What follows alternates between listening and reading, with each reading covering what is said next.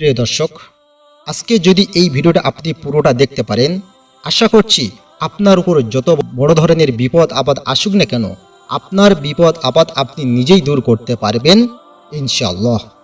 বিপদ আপদ দূর করার জন্য আমাদের বিশ্ব নবী মুহাম্মদ সাল্লাল্লাহু আলাইহি সাল্লাম কিছু দোয়া ও আমল শিখিয়ে দিয়ে গেছেন। আর যে আমল ও দোয়াগুলো করলে এই আমল ও দোয়ার বরকতে আল্লাহ পাক আমাদের উপর যত বড় ধরনের বিপদ আপদ আসুক না কেন, সেই বিপদ আপদ দূর করে দেবেন ইনশাআল্লাহ। তাই আজকের এই ভিডিওটা অতি গুরুত্বপূর্ণ হতে চলেছে। আশা করছি পুরো ভিডিওটা দেখবেন, দেখার পর ভিডিওটা শেয়ার করে সবাইকে জানিয়ে দিবেন। আর এই ধরনের ভিডিও পেতে আমাদের চ্যানেলটি সাবস্ক্রাইব করে পাশে থাকা বেল আইকনটি প্রেস করে রাখুন। আর ফেসবুক থেকে এই ভিডিওটা দেখে থাকলে অবশ্যই পেজটি ফলো করবেন। চলুন আর মূল্যবান সময় নষ্ট করব না, সেই মূল ভিডিও শুরু করি। ভাইরা আমার, যে কোনো বিপদ আপদে আমাদের নবীজি দোয়া শিখাইছেন। কি শিখাইছেন? লা ইলাহা ইল্লা আনতা সুবহানাকা ইন্নী কুনতু মিনাজ জালিমিন। বেশি বেশি পড়েন, বিপদ দূর হয়ে যাবে। দুরূদ শরীফ পড়েন, বিপদ দূর হবে। ইস্তিগফার পড়েন, বিপদ দূর হবে। দান সাদকা করেন, বিপদ দূর হবে।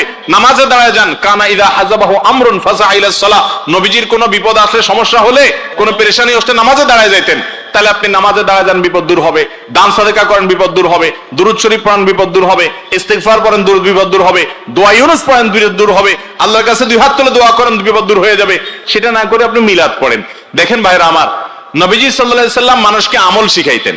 এখন আমরা দেখা যায় অনেক সময় অনেক হুজুর আছেন যে আপনি তার কাছে গেলে বলে আসো তাবিজ লিখে দিব, মানে আমার হাতে থাক জিনিসটা, হারাই গেলে আবার আসবা, আর মিলাদ পড়ে দেব, তাহলে তুমি একা একা পারবা না, আমার দিয়ে করাইতে হবে কিছু, আমারও ইনকাম হইল।